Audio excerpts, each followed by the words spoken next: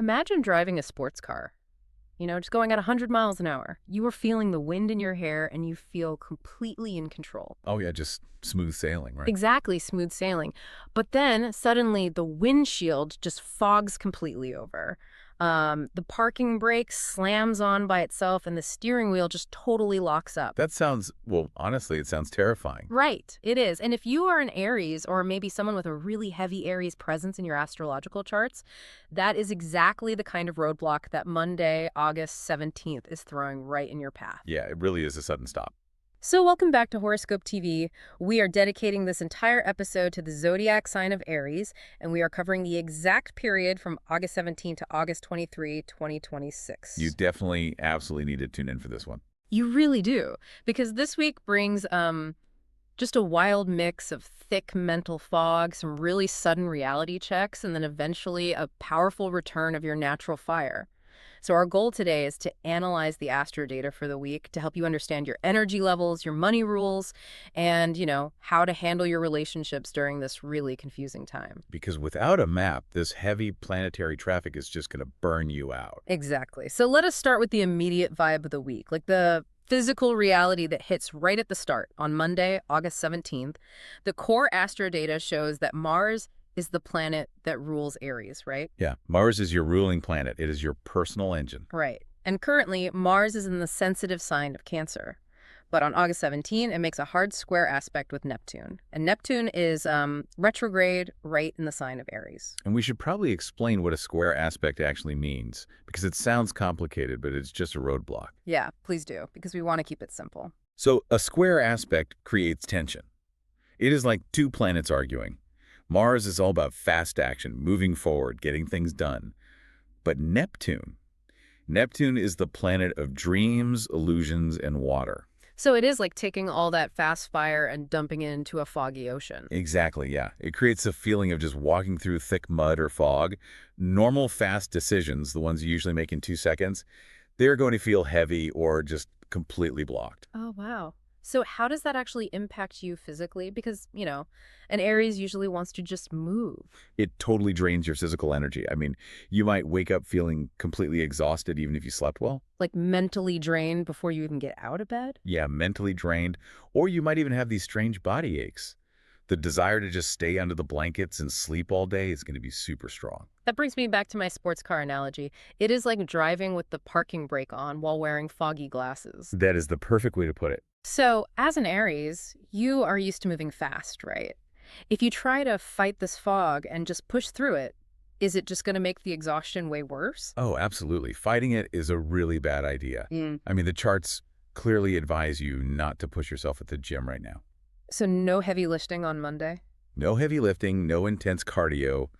You really have to listen to your body. If it says rest, you just have to rest. What if someone just drinks like 4 cups of coffee to get through it? Oh, I would strongly advise against that. Relying on sugar or caffeine to get through these long days is going to backfire horribly. Neptune rules chemicals in the body, so your system is super sensitive right now. Right, so a caffeine crash would just hit you twice as hard. Exactly. You want to drink plenty of water and eat really healthy, simple foods for steady energy. Do not rush into anything new right now. Just pace yourself. Okay, so the body is tired, the energy is foggy, but we still have to go to work. How does an Aries get anything done if they can barely keep their eyes open? Well, this is where the astrological charts get really interesting, because they show a mental rescue plan happening at the exact same time. Oh, really? On the same day? Yeah, also on August 17th. The planet Mercury forms a really helpful trine aspect with Saturn, and right now, Saturn is sitting in your sign of Aries. Okay, let us break that down. Saturn is the planet of strict rules and responsibility. Exactly. Demands strict responsibility. And Mercury is the planet that rules the mind in communication. So what happens when they connect in a helpful way? It gives you incredible mental strength. It is basically the antidote to that foggy Mars and Neptune problem. So your body is tired, but your brain is actually working perfectly. Yes, precisely. This connection will help you push through that physical laziness. You can sit at your desk and just naturally organize really messy projects. Oh, that is so helpful, like clearing out your inbox or finally fixing that big spreadsheet. Exactly. And you will speak with real authority. Even if you feel tired, you are going to easily impress your bosses with a very serious, dedicated attitude. So it is a great day for mental focus. But what about money? Because later in the week, on August 24, the charts show something happening with Venus and Saturn. Yeah, that is a big one. Venus forms in opposition to Saturn, which is retrograde in Aries. And Venus rules luxury, right? Like spending money and buying nice things. Right, Venus wants you to treat yourself. But Saturn, like we said, rules, strict rules and limits. So when they oppose each other, they are basically having a tug of war. Exactly. And Saturn usually wins. This clash means your wallet really must stay closed. Oh, man. So no treating yourself to a nice dinner to make up for the bad week. Nope. You might feel very restricted with your cash. Or, you might face an unexpected bill that completely delays a fun purchase you were planning. That is so frustrating. But wait, can you use that smart Mercury and Saturn logic from earlier in the week to handle this? Yes, that is the good news.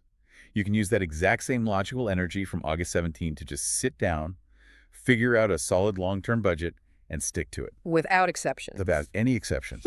Saturn rewards discipline. It is such a funny contradiction, though. Like, your body is practically asleep, but your brain is over here doing complex taxes. It really is a split energy week. But here is my question. We talked about Mars being in emotional Cancer right now, so you have all these sudden feelings bubbling up. How do you balance impressing the boss and budgeting without letting a sudden bad mood ruin your business choices? That is honestly the main challenge of the whole week. You have to look at the charts and realize you must strictly separate your feelings from your work. So just putting up a wall? Yeah, essentially. She You left. have to stay dedicated to your daily tasks.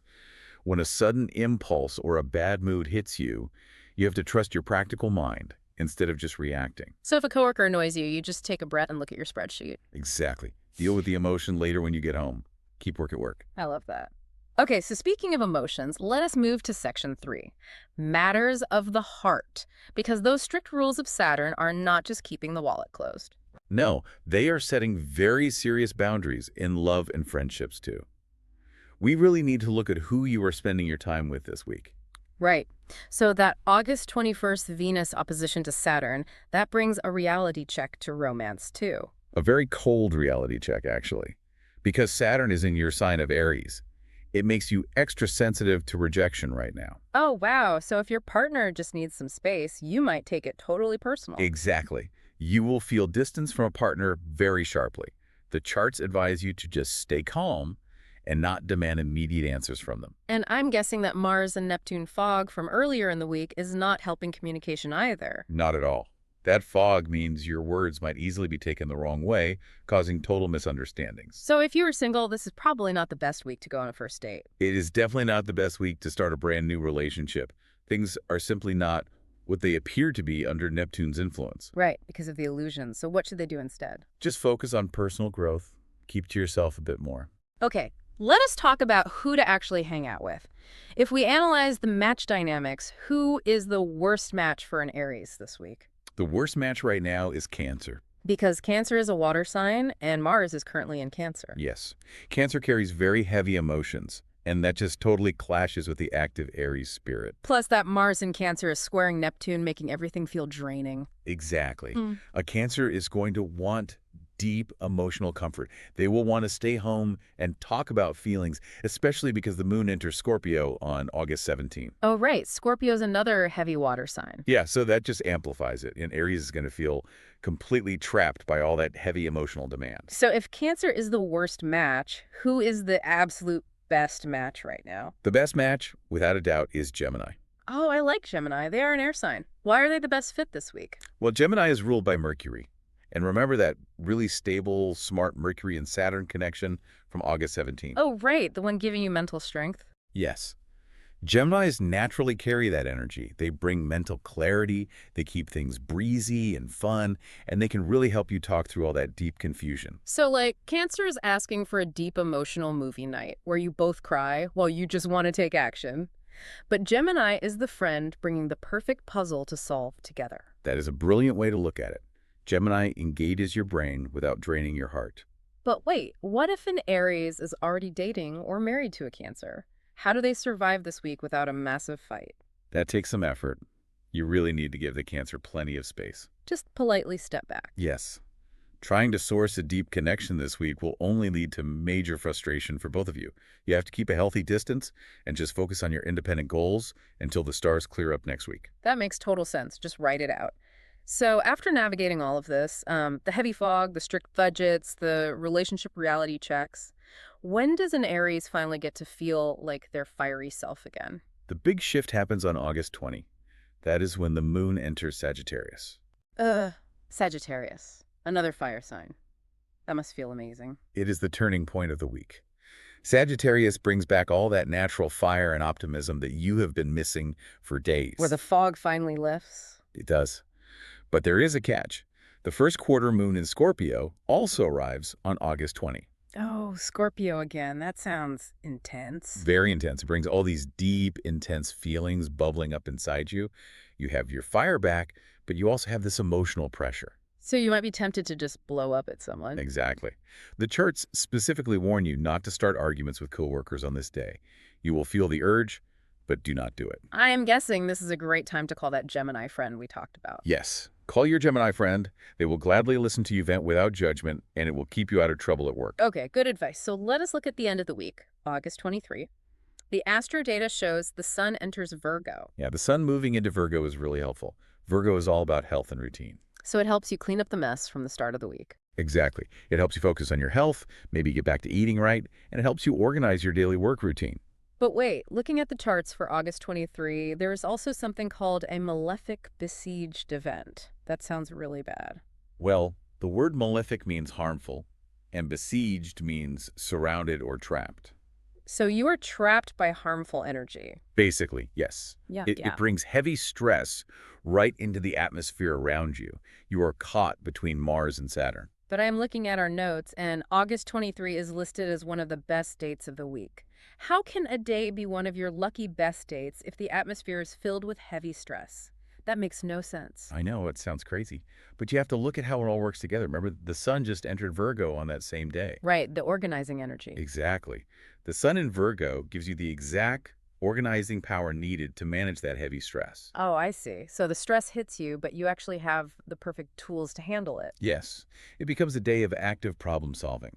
You can use deep breathing, relaxation techniques, and just tackle the problem step by step. So overcoming the stress is what actually makes it a victorious lucky day. Precisely. You win the battle. And that feels amazing for an Aries. That is so cool. Okay, let us quickly review the specific tools for the week. The color of the week is red. Yes, red represents the return of your active fire. Wear it to remind yourself of your strength. Awesome. And the lucky numbers are 3, 9, 14, 21, 33, and 45. Keep an eye out for those numbers. And the best dates to focus on are August 17th, August 20, and August 23. Those are your key turning points. Well, this has been an incredibly detailed look at the charts. Do you have a final thought to leave us with? I do. We talked a lot about Saturn sitting in your sign right now. Yeah, bringing all those strict rules and budgets. Right. Yes, it feels heavy, and yes, it is full of rules, but it is doing that to build a much stronger foundation for your future. So I want you to reflect on this. What old, impulsive habit are you finally ready to let go of to make room for this new, disciplined version of yourself? Wow, that is a great question to think about, letting go of the impulsive habits. Well, thank you so much for joining us and listening to the episode on Horoscope TV. We hope this Astro Data helps you navigate the week ahead. And please make sure to subscribe to the show so that you can get notified the moment the next episode is available. See you next time.